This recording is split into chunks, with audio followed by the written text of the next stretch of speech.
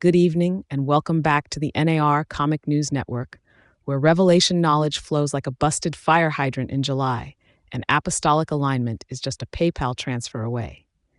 Tonight, we bring you breaking news from the front lines of spiritual warfare, or rather, what used to look like the front lines.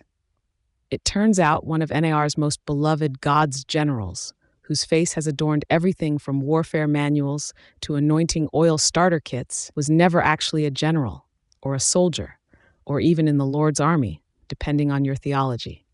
Shocking DNA results have revealed that the so-called general was, in fact, a civilian the entire time. Sources close to the Apostolic Governance Committee, also known as the Council of Chair-Laying Elders, confirmed the discovery during a quarterly Laying On of Hands summit in Branson, Missouri. The revelation sent prophetic shockwaves through the main tent, just as Dutch Sheets was mid-decree over a shofar-shaped map of the 7 mountains.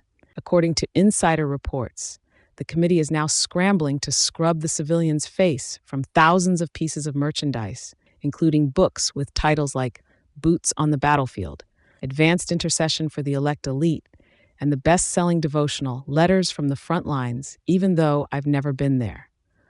When asked how such an oversight occurred, a senior prophet responded, "We assumed the camo jacket meant something." The civilian in question, who has requested anonymity but is widely recognizable from his VHS-era headshot next to a bald eagle, released a statement saying, "I never claimed to be a general. I just wore cargo pants and yelled a lot." Nevertheless, a full-scale theological investigation has been launched.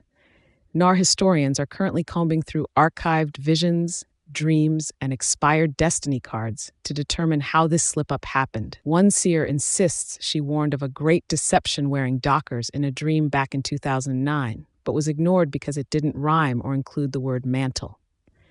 Meanwhile, prophetic merchandise companies are reportedly losing millions in returns. One distributor recalled people were buying general-grade intercession oil at $49.99 a vial. Now they find out it was civilian grade. We're being sued for emotional damage and possible spiritual downgrade. Conventions are being rebranded in real time, with this weekend's God's Generals, Advance, Conquer, Anoint, now awkwardly retitled Men of Faith, March-ish, and Pray Hard. Despite the scandal, some within the movement remain unfazed. "In the spirit, ranks are symbolic," said one apostle over a live stream while clutching a golden sword. "A civilian with the heart of a general is still a general if we decree it so." He later added, "Besides, we've got at least 38 more generals waiting in the green room." As always, the Lord moves in mysterious branding strategies. We'll continue to monitor the Apostolic Governance Committee's emergency session, which has just entered hour 7 of interpretive warfare dance. Tune in tomorrow when we ask the burning question, if your mantle was issued by a civilian, do you have to give it back? For the N.A.R. Comic News Network, where satire meets the supernatural, I'm your anchor, declaring victory even when the paperwork doesn't check out.